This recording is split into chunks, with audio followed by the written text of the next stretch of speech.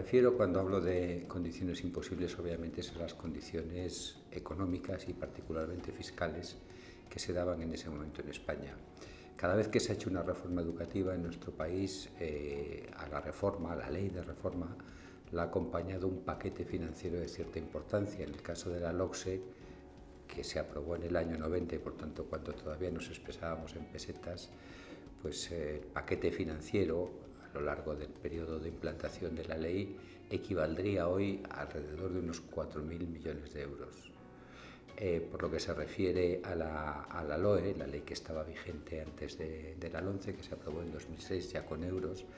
el paquete financiero era ni más ni menos que de 7.000 millones de euros a lo largo también de 5 años. Nosotros todo lo que pudimos conseguir fueron, durante el periodo de implantación, 1.000 millones de euros a cargo del Fondo Social Europeo, particularmente para financiar la aplicación de los itinerarios y la reforma de la formación profesional. ¿Por qué son importantes esas condiciones financieras? ¿En qué medida dificultan el hacer una reforma? Pues porque normalmente la gente asocia a una reforma educativa inevitablemente un incremento del gasto, y es verdad que no se pregunta para qué es ese incremento, en qué medida se relaciona con la reforma, y es verdad que no siempre ese incremento del gasto es un elemento imprescindible de una reforma educativa. Probablemente dos de las reformas educativas que han tenido más impacto en los respectivos países en los que se han aplicado, una un poco más antigua y otra relativamente reciente,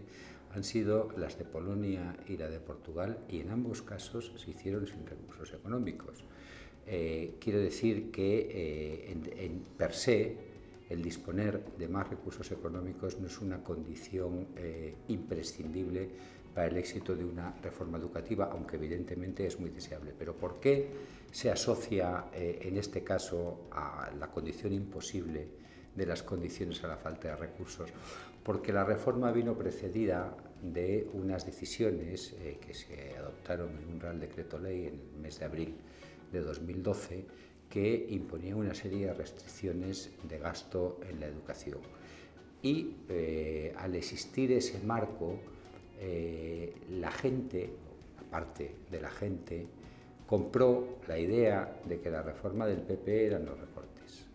No era así, evidentemente no era así, no tenía nada que ver las decisiones que se habían tomado en abril de 2012, que venían exigidas por las necesidades de reducción del déficit público, que eran a su vez imprescindibles para evitar el rescate completo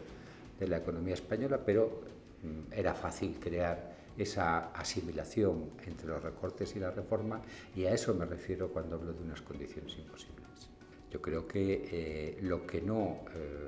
se ha congelado, por así decirlo, de la LOMCE, que son las evaluaciones, son sin duda un elemento importantísimo de la ley, y yo creo que justamente la falta de implantación de esas medidas es lo que hace que la mejora no haya sido mayor. Pero sí que se han implementado muchas medidas, las medidas que tienen que ver con la arquitectura, y yo destacaría en ese sentido particularmente aquellas que tienen que ver con la reforma de la formación profesional. Yo creo que hay un hecho indiscutible, y es que si durante el periodo en el que estuvimos en el gobierno el tránsito hacia la formación profesional se incrementó en 4 cursos, nada menos que un 30%,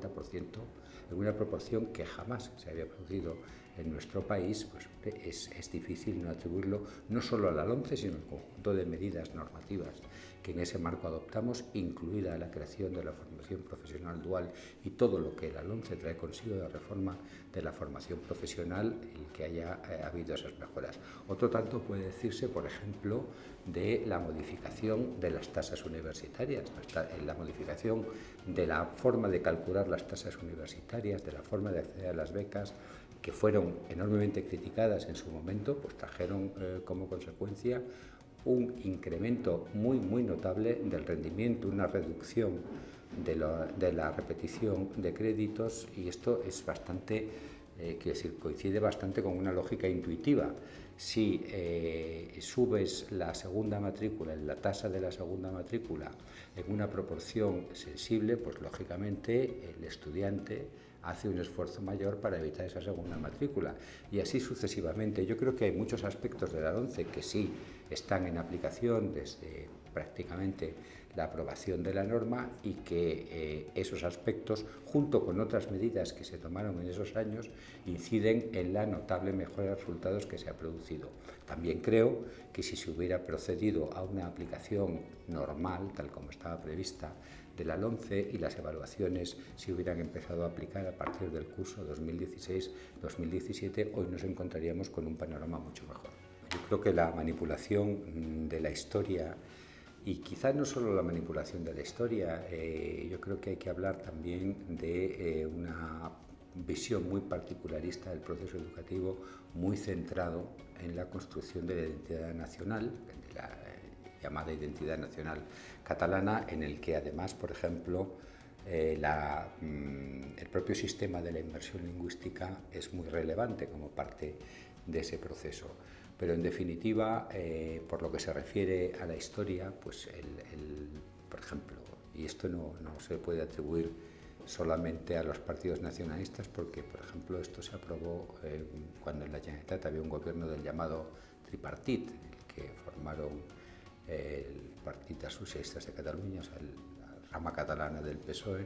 Esquerra Republicana y la rama catalana de Izquierda Unida. Ahí se determinó y bueno, se toleró desde el gobierno central, que era entonces el de Rodríguez Zapatero, que lo que en el currículum nacional se llamaba Historia de España, en el caso de Cataluña se llamaba solo Historia. Y básicamente daba un peso muy fuerte a lo que llamaban la historia de Cataluña, y eso, bueno, puede ser opinable, pero lo que no es opinable es el elemento de falsificación de la historia común que en ese planteamiento curricular existía. Yo creo que, de todas formas, la cuestión de los libros de texto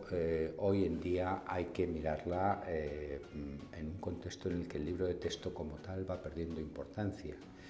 y que desde ese punto de vista yo creo que no hay que pensar en la imposición rígida de libros de texto uniformes, etcétera, pero lo que sí creo que forma parte de las obligaciones del Estado como garante de la equidad y, digamos, del rigor del proceso educativo es evitar que en los libros de texto se produzcan deformaciones históricas de naturaleza tal que verdaderamente no solo influyan en un conocimiento no adecuado, un conocimiento inadecuado de la realidad histórica, sino que sobre todo sirvan a un propósito político, que es un propósito político de carácter excluyente. Yo creo que lo que nos ponen de manifiesto las evidencias internacionales, porque desdichadamente, tras la paralización de las evaluaciones, no tenemos evidencias nacionales suficientemente robustas, yo creo que los mayores problemas son dos. Uno, sobre todo, el elevado abandono educativo temprano. Ese abandono educativo temprano, cuando llegamos al gobierno, nos lo encontramos en el 26,3%, que era más del doble de la media europea. Lo redujimos en una proporción sensible cuando mi equipo, yo mismo, dejamos el gobierno. Se había reducido al 19,97%, es decir, había bajado del 20%. Nunca en la historia de España, desde que existe este concepto del abandono educativo temprano, se había reducido tanto el abandono educativo temprano, y a partir de ahí se produjo una paralización de ese abandono. Yo entiendo, naturalmente esto es opinable, que en buena medida por la paralización de aquellos elementos de la ley que más contribuían a reducirlo. Creo que este es el principal problema, porque es un problema que no solo atañe al sistema educativo, aunque lo hace de una forma muy importante, es un problema de país. Es decir, llevamos desde los años 90, nosotros en el año 1970 teníamos lo que se llama abandono educativo temprano, que, por explicarlo un poco, significa la proporción de los jóvenes de 18 a 24 años que tienen como máximo el título de la educación obligatoria y que no están en la actualidad cursando ningún tipo de estudios. Estén trabajando o estén en paro. Luego hay otro concepto paralelo que es el de los ninis, los que no están ni estudiando ni trabajando dentro del grupo de edad, en el que también desgraciadamente tenemos el récord europeo. Pero volviendo al abandono educativo temprano, yo creo que el país, entre 1970, donde aplicando ese concepto que entonces no existía, pero aplicándolo a la información estadística de ese tiempo de la que disponemos, tendríamos un 70% de abandono educativo temprano, se consiguió hasta principios de los 90 reducirlo en 30 puntos. Es decir, que era un nivel, en más de 30 puntos. Reducirlo en cerca de 40 puntos, estaba algo por encima del 30%. Pero es que durante ese tiempo los países con los que nos tenemos que comparar, básicamente los de la Unión Europea, aquellos con los que tenemos relaciones de intercambio más importantes y los que sirven de alguna forma de espejo en el que mirarnos como conjunto, lo habían reducido, aun partiendo de niveles más bajos, lo habían reducido más que nosotros. Pero bueno, se puede decir que en esos 20 años se produce un progreso razonable. A partir de entonces sucede algo que no ha sucedido en ningún otro país europeo, y es que se estanca por completo la proporción de abandono educativo temprano en valores rondando o superiores el 30%. Eso quiere decir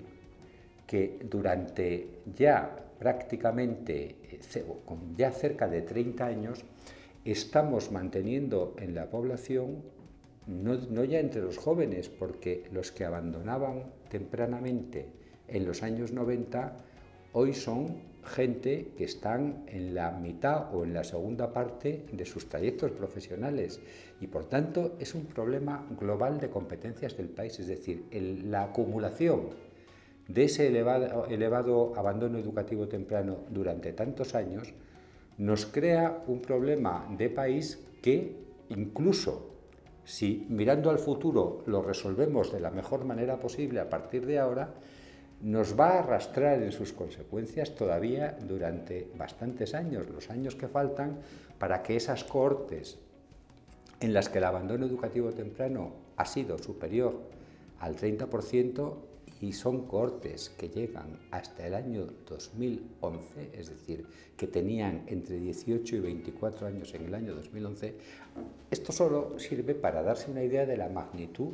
del problema que genera. Y a mí lo que me sorprende, y me sigue sorprendiendo más de 4 años después de haber dejado de ser responsable de esta parcela, me sorprende la escasa sensibilidad que hay en el país hacia este problema. Porque realmente, si a mí me preguntaran cuál es el problema que como país tenemos más grave, yo, sin dudarlo, diría que el abandono educativo temprano. España tiene ahora mismo una proporción de escolarización superior y particularmente de escolarización universitaria que cumple con los objetivos de la Estrategia Europea 2020. Es decir, que desde el punto de vista de acceso a la educación superior no tenemos, por así decirlo, un problema. ¿Cuál es el problema que tiene nuestro sistema universitario? Yo diría que el principal es la uniformidad. Es decir, en España, como en otros países, esto no es un rasgo específico del sistema español, ha habido lugar un proceso de creación de universidades y de expansión de la oferta y la demanda universitaria muy rápido, que se produce fundamentalmente entre finales de los años 70 y los años 90, un tiempo en el que la población universitaria, para hacernos una idea de lo que estamos hablando, en menos de 20 años pasa de menos de medio millón, de alrededor de medio millón de estudiantes a 1,5 millones, es decir, se multiplica por 3 en un periodo muy breve. Y se produce un proceso de creación de universidades públicas, fundamentalmente en la segunda parte de los años 80 y durante todos los años 90, al compás del desarrollo del Estado y las autonomías, que da lugar a que,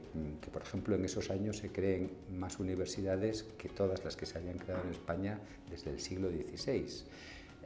¿Pero qué trae consigo esto? Pues trae consigo un proceso más o menos de uniformización de la oferta universitaria que prácticamente no produce dos notas de especialización que los buenos sistemas universitarios son muy características. Una, la creación de unas universidades de excelencia, que no tiene solo que ver con la docencia, sino también tiene que ver con la investigación. Y otra,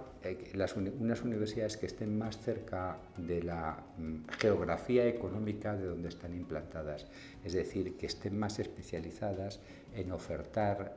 aquel tipo de conocimiento, de especialización que sirve mejor para insertarse profesionalmente.